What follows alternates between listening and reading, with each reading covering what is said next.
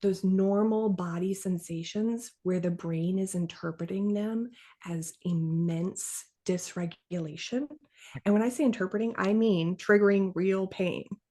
Technically, the brain's doing everything. So there is something that's in your head, but it's not an illusion or delusion. These are real pain experiences and sensations. And so by targeting that visceral hypersensitivity and retraining the brain, we can turn it down. We can get it back to pre-distress levels and sometimes even better. I'm Anne-Marie McQueen, journalist and proud 50-ish woman, and we are here looking for the true truth in perimenopause, menopause, midlife, and beyond. Opening our minds to other possibilities is not always easy. Hot Flash Inc. You're all woman to me. All right, Anne-Marie. Welcome to the Hot Flash Inc. podcast. I'm your host, Anne-Marie McQueen. Today, I speak with Dr. Tiffany Duffing, a licensed clinical psychologist and founder of GI Psychology. She's an expert in the gut-brain connection and speaks all about her protocol for using things like cognitive behavioral therapy and hypnosis and other measures to help people heal what's going on here with what's going on there. And I experienced major gut issues during my perimenopause and in the last couple of years. And, you know, a diagnosis of IBS is just the start of it. There is so much that can be done. It's not all in our head, as we will learn in this conversation. It's just understanding those pathways, and they're based in science, heavily evidenced, and they are the key to setting you free. I hope you enjoy the episode. Has your doctor told you that you're too young for perimenopause? You just don't feel like yourself? You are not alone. Perimenopause can start earlier than you think. That's why MenoLabs is here to support you with a range of products and the information you need to confidently speak up and get the care you deserve. They also offer science-backed products like their bestseller, MenoFit, a probiotic designed to help relieve symptoms like hot flashes and night sweats and more, all while supporting your overall health and wellness. Don't settle for less. Visit MenoLabs and get the support you need today. Right now, they're offering our Hot Flash Inc. listeners 20% off using code HOTFLASH20 at menolabs.com. Now for the small print, this statement has not been evaluated by the Food and Drug Administration. This product is not intended to diagnose, treat, cure, or prevent any disease. So here we are to talk about one of my favorite, topics. I wish I didn't have to talk about gut health. I'm sure you probably would have rather not gone through that experience as well. Dr. Tiffany Duffing, licensed psychologist, gut health expert. And we're here to talk about all of it with a bunch of hypnosis. So that all sounds woo-woo, right? But first of all, let's tell everyone how you got specialized in this area. Sure. Starting where? I can start. Once I decided to go into private practice, I met my co-founder of GI Psychology, and we were doing office shares and doing case consultation.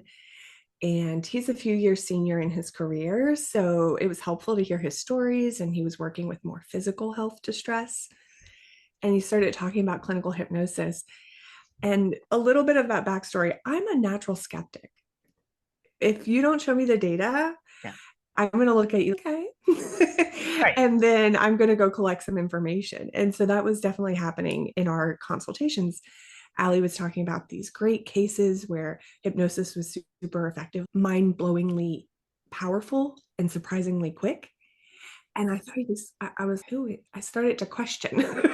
And so that was my first exposure to it and really trying to digest what was happening. And I just heard too many of the stories to where I decided to go to a training to really just see it, experience it, learn it. And so when I went to the first clinical hypnosis training by ASH, one of the prominent clinical training organizations, they asked us to raise our hand if we didn't believe in it. And I proudly raised my arm about as high as it would go among about 10 other people in a room of 60. So it was a fair amount. Yeah. And that was okay. They didn't respond with trying to persuade me. They said, that's good for being honest and good for being a skeptic.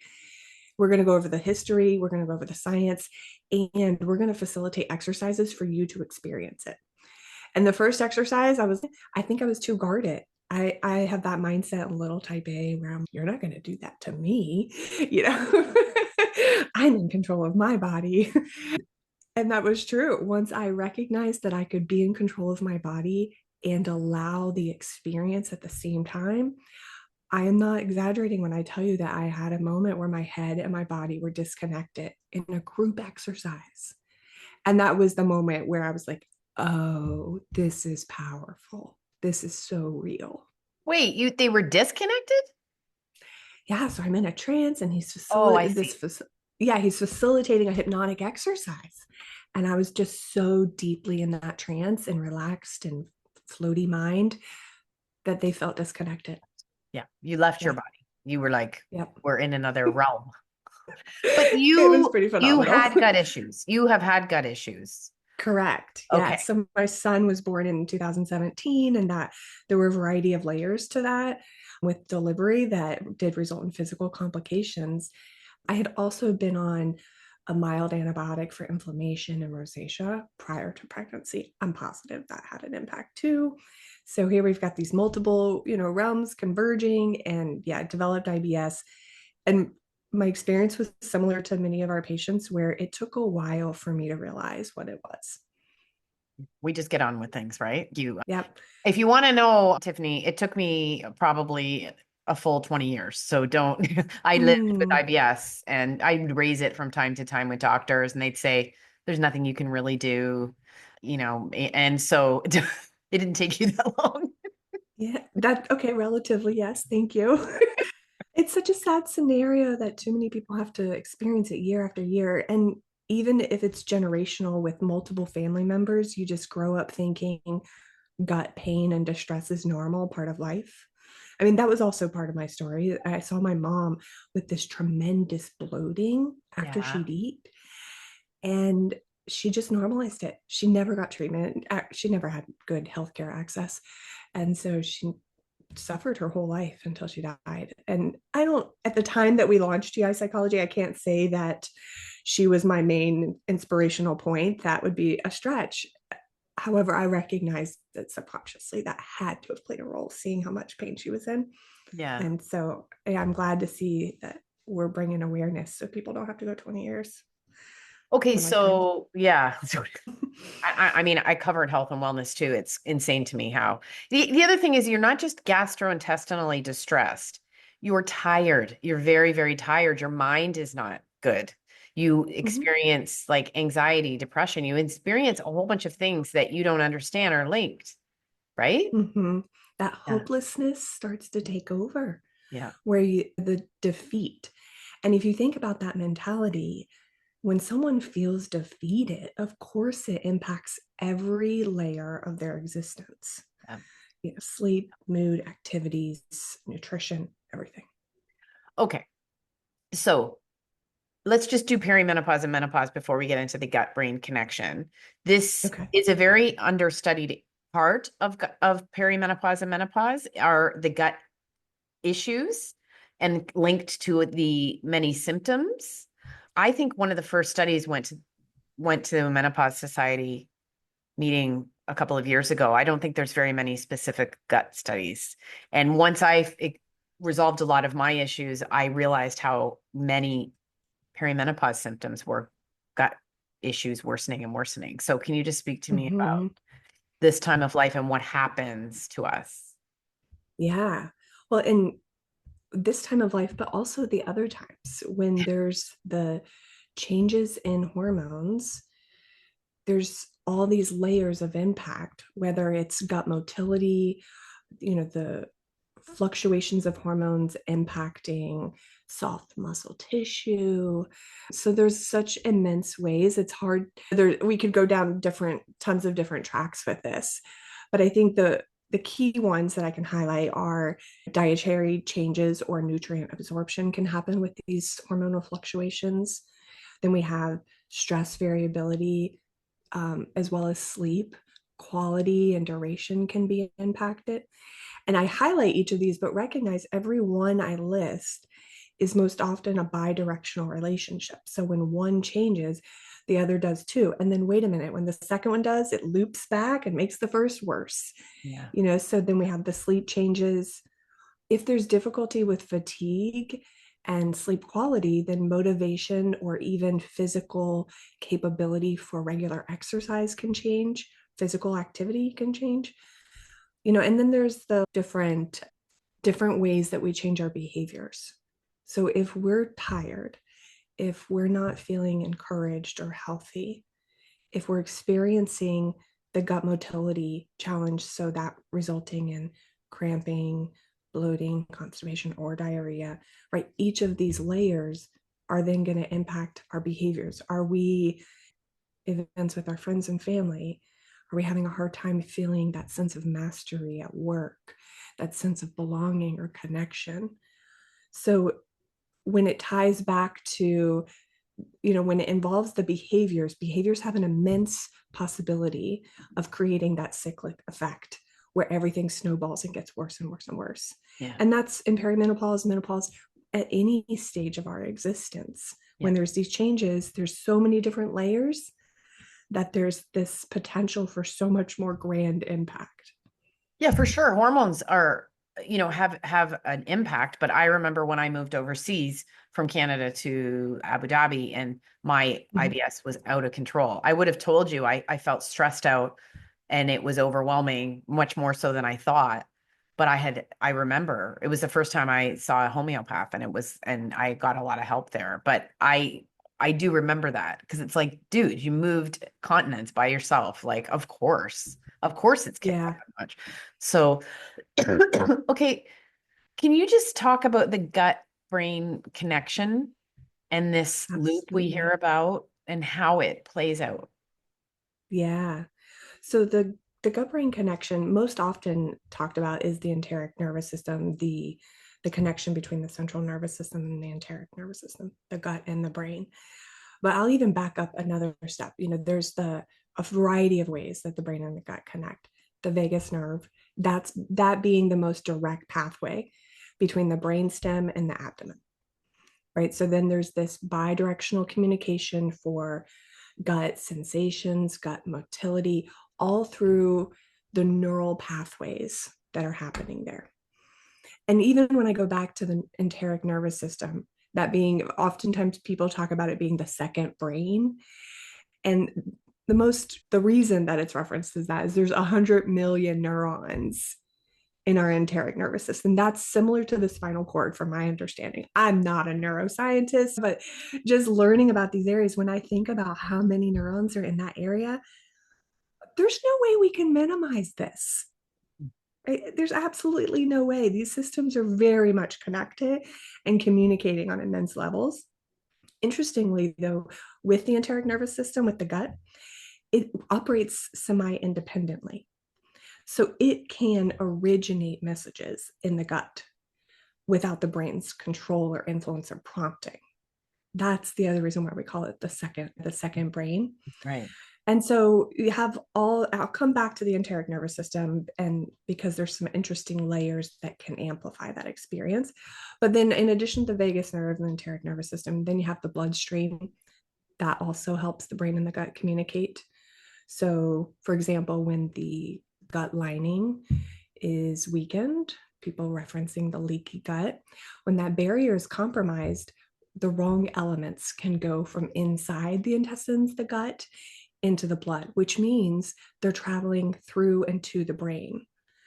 And these are elements that should not be connecting with the brain directly, so toxins in essence, but also a variety of molecules, including hormones, the nutrients, bacteria, etc. Then we have the HPA axis, which is that stress response system. And with this being Hypothalamus, pituitary, adrenal. I always like to. Thank you. I'm glad you jumped in with that one. And this is influencing stress response, but also immune response, physical immunity. And the lymphatic system is also another way that they communicate. So although there's a variety of ways that the brain and the gut communicate, my specialty is the enteric nervous system, the way in which the central nervous system, the brain, and the gut communicate. And they're doing it all the time. We need hunger signals, we need motility commands. And as long as those things are operating pretty typical, then we don't notice it, we don't care, things just go on. It's lovely. Yeah. And then, of course, when the miscommunication starts to pop, and that's when we notice it. That's when the distress shows up. Okay, so I know when I was really struggling, it was really a focus on food and what I ate and what would set me off and what food I needed to avoid. And I was really focused on what I had done wrong or right until I I encountered hypnosis on my own, and until I found the right doctor. And but also because I had a leaky gut in addition to a bunch of other problems. But I know I wanted to throw everything at it, so I got an app that was devoted to this gut brain connection. And I do feel it was probably as effective as everything else, if not more. And it convinced me that above anything else, it's the stress in my life. That is, if my gut goes off, it's the stress in my life. I just feel so strongly about it. And the Yeah, hypnosis, I jumped at the chance to interview you because I just really want you to break it down for us how that can be a really strong intervention that can help you. sure. And to be clear, we do our practice, and including myself, I encourage that interdisciplinary Yeah. collaborative care. I think it's wonderful when a patient can still have the nutritionist, can be seeing their specialist GI provider, myself, the gastropsychologist, and maybe other people as well, because optimal and efficient health Mhm. health is going to come from all those people collaborating with a unified treatment plan. So it's good that you had that, but I believe also psychology needs to be part of it. There's so many people that will change their diet, their nutrition plan, and receive some benefit from that, but oftentimes there's a missing link. There's still additional growth and healing that needs to happen, and that's where psychology can play a major role. So with our treatments, with the majority of gastropsychology treatments, gut brain therapy, it includes gut directed CBT and gut directed clinical hypnosis. And sadly, there's not a lot of providers out in the nation, as you know this.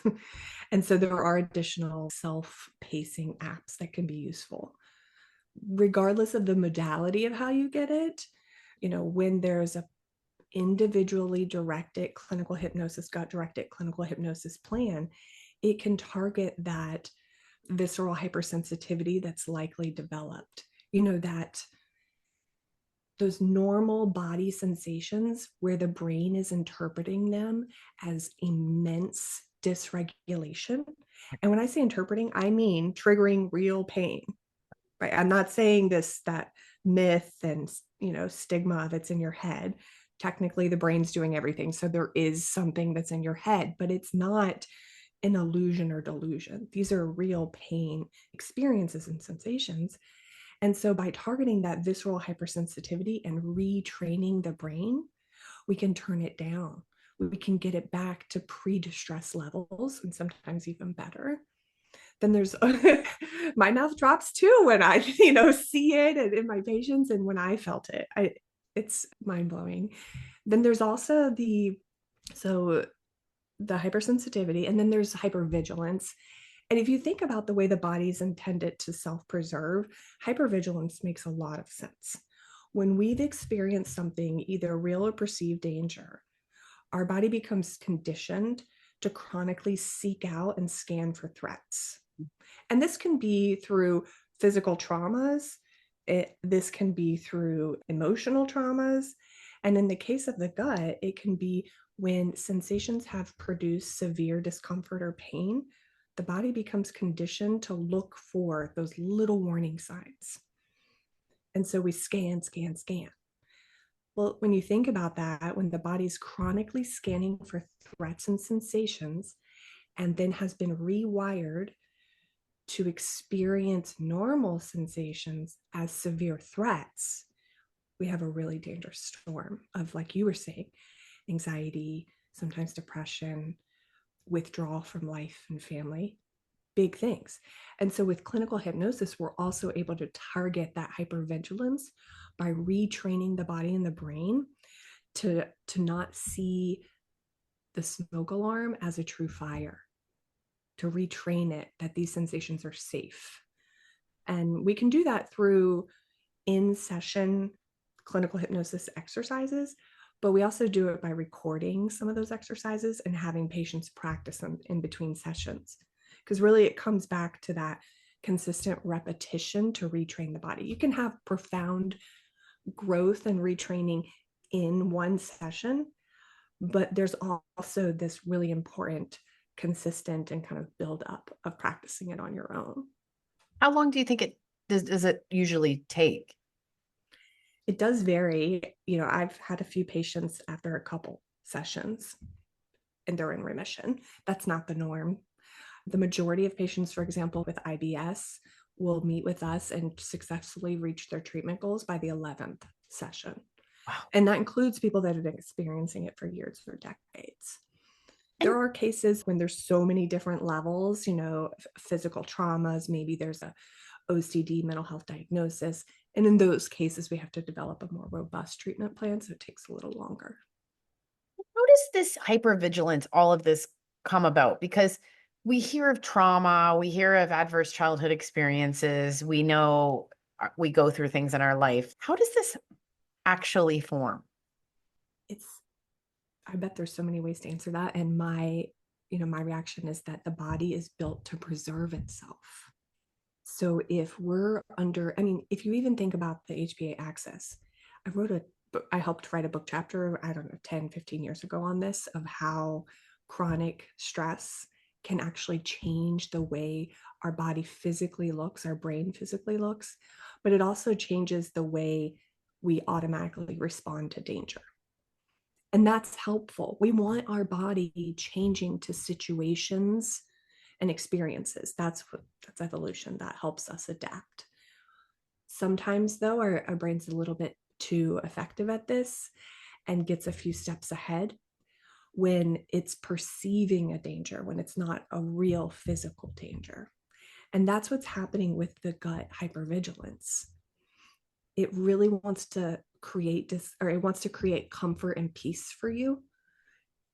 And sadly, it's doing it in an ineffective way by chronically scanning and seeking for these possible threats.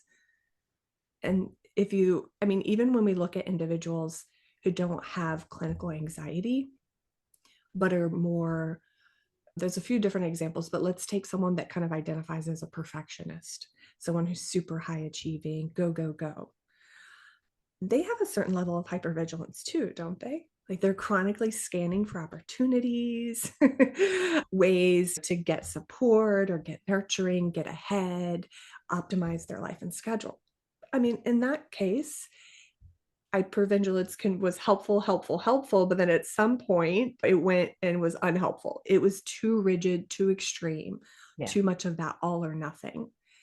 And it's when it's too much of any given thing that it can start to wreak havoc on our life. Yeah, I'm working on that because I worked through a lot of the other stuff, but you still are completely raising the bar for yourself every single time you get something. You add on. You have to add on. You can never. It's to a crazy degree. And I think when you say that, it's absolutely true, and it's very acceptable. But it's very hard on the individual, right? When you're just like, you don't get a break. And I'm not complaining, but it's the same when it's just recognizing it, right? Because when I was first working through all this, I would think I had a good childhood, I had good parents, and then that doesn't matter. Like because they're just human beings and things happen. Mm-hmm. And also two kids in a family home can have different experiences. And so I started saying you didn't have to be chained to a radiator to have this happen to you, which is probably not appropriate. But I just feel like we all think, well, it wasn't bad enough. It wasn't bad enough, right? Like what I experienced wasn't bad enough. But do you have people but it's not that simple, right? Everyone's experience is relative to their experience, their resilience, their coping, their genetic disposition for whether or not they're going to be more or less at risk. Okay. There's even kind of, the technical name's not coming to my mind, but there's kind of like these sleeper genes in your body that you can have in your body. For example, alcoholism. You can have a gene in your body that is prone to develop into alcoholism based on genetic disposition. And yet, if you don't engage in a certain behaviors or patterns, or you don't experience severe triggering events, you may never activate that gene. Right. And so they're here. There's all these different reasons why it can exist.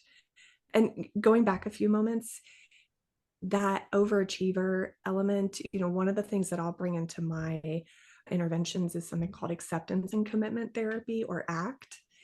And this is a certain kind of third wave CBT. It recognizes that perspective of the carrot, kind of chasing, and essentially how that brings you're so focused on the future that you forget the quality and the meaning and the purpose of the present. And so even with clinical hypnosis, I love to blend that ACT mentality of the willingness to have distress and still lean into the things we care about, our values, be able to tolerate the discomfort because it means there's something bigger, something meaningful. And so I'll blend CBT, ACT, and clinical hypnosis when working with my patients. I feel like that's the best That sounds combination.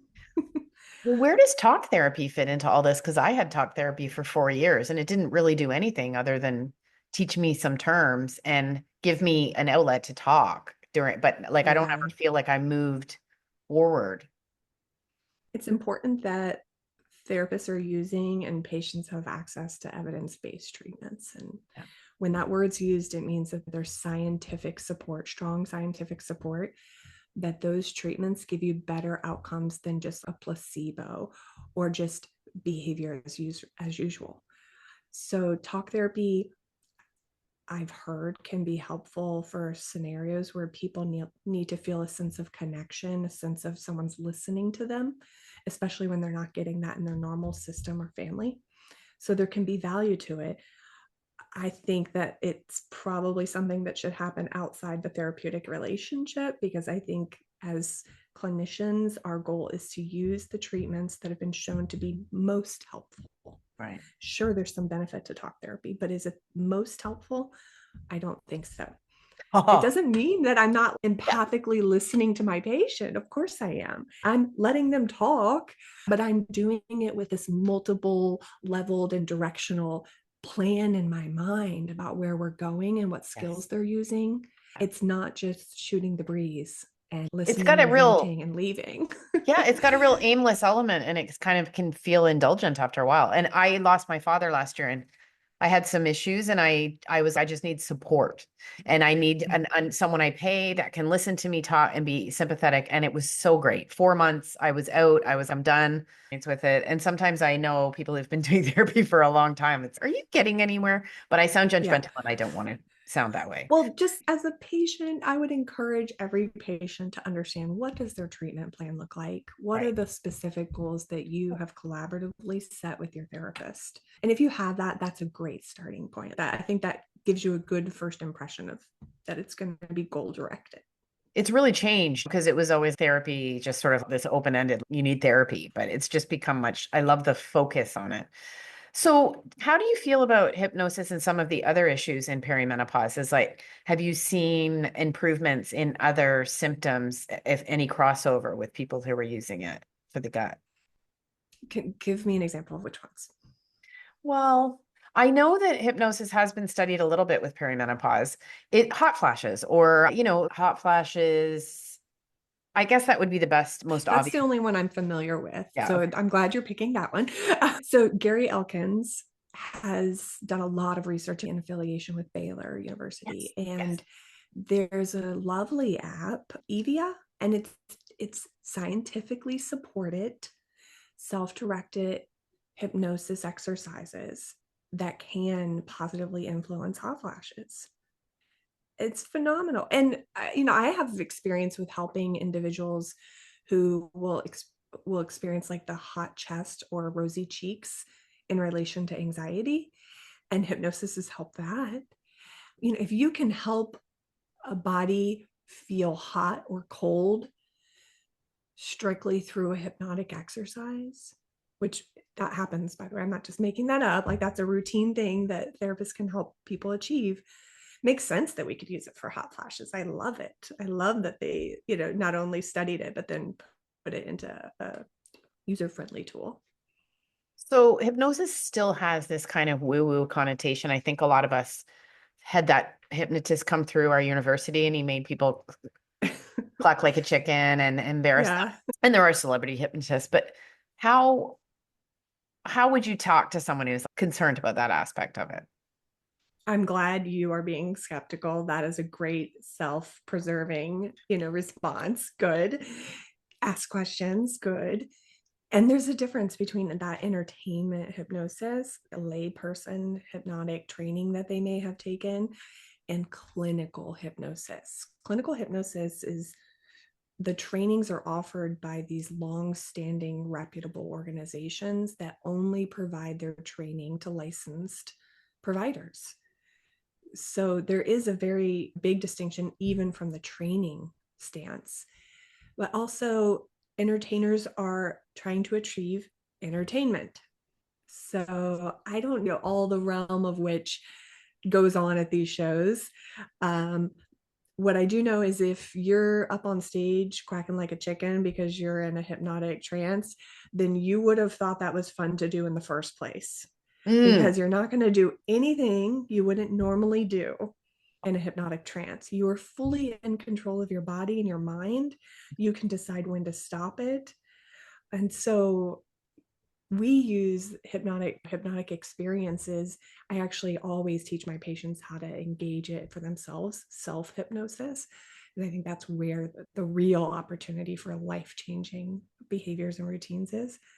But we teach them to go into this state of mind where they can feel more calm, where the talky self that always goes on in our head slows down. And then we're able to get into this.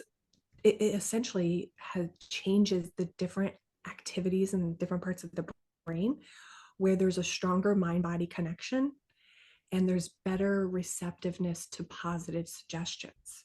Now, notice how I say positive suggestions. The brain is self-preserving. It's not going to allow harmful suggestions. It's going to screen those out. It's going to listen to the ones that are helpful and then be like, oh yeah, good idea. Right. And start to imagine these things or start to shift the neural connections to make it more likely.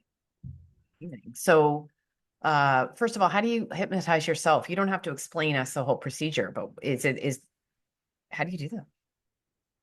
I think it's easiest once you've worked with a clinician and they've helped you facilitate the experience, because then you have an anchor of what it's like. Okay. And then once you've felt those sensations and you know it, it's far easier to get there again. And so for most people, from all of my patients that I've taught, and then myself, I'll have a cue. And so for me, I just kind of go like this and I roll my eyes up and just kind of relax. And by rolling my eyes up, I'm telling my brain, go ahead, relax. And I go into that state of mind. The neat thing is the more you've practiced it, the more automatic and faster it happens. So I can actually go into a trance within 10 seconds or less, sometimes 2 seconds.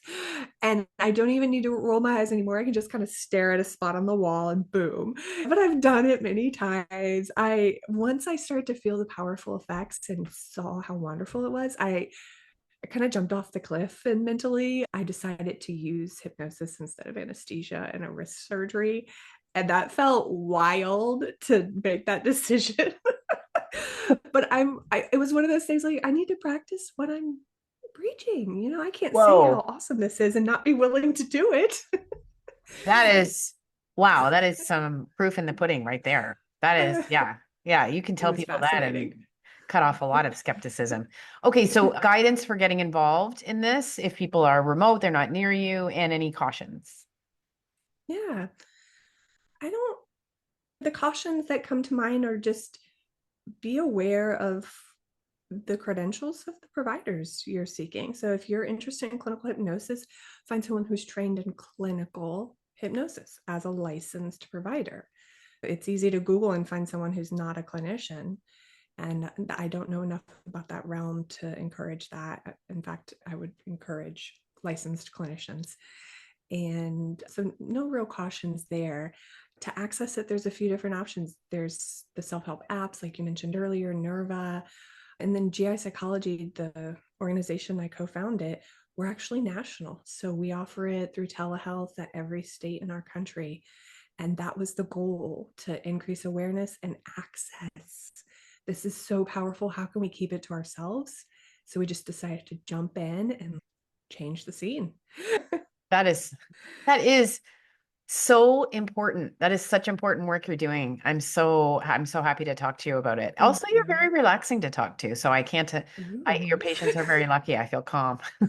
Thank you. I'm glad to hear that. No, it's a podcast, a little anxiety, but I'm glad you can't feel it. No, I can't feel it at all. I thank you so much. I really appreciate it. You've explained it very clearly. And I hope people listening will be more open if they're experiencing those gut issues. The hope so. peace is on the they other deserve side. relief. Yeah. Yeah, Relief and exactly. peace and freedom is on the other side if you just give it a chance. I can say that for sure. And so can you. Absolutely. Glad to be here. My one takeaway for people to hear is, if you have physical distress, Google Scholar that and see how clinical hypnosis can help. Boom. Thank you. Information received through the podcast should not be used in place of a consultation or advice from a healthcare provider. If you suspect you have a medical problem, i.e. menopause or anything else, or any healthcare questions, please promptly see your healthcare provider. This podcast, including Anne-Marie McQueen and any producers or editors, disclaim any responsibility from any possible adverse effects from the use of any information contained herein. Opinions of guests on this podcast are their own, and the podcast does not endorse or accept responsibility for statements made by guests. This podcast does not make any representations or warranties about a guest's qualifications or credibility. This podcast may contain paid endorsements and advertisements for products or services. Individuals on this podcast may have direct or indirect financial interest in products or services referred to herein. This podcast is owned by Hot Flash Inc. Media.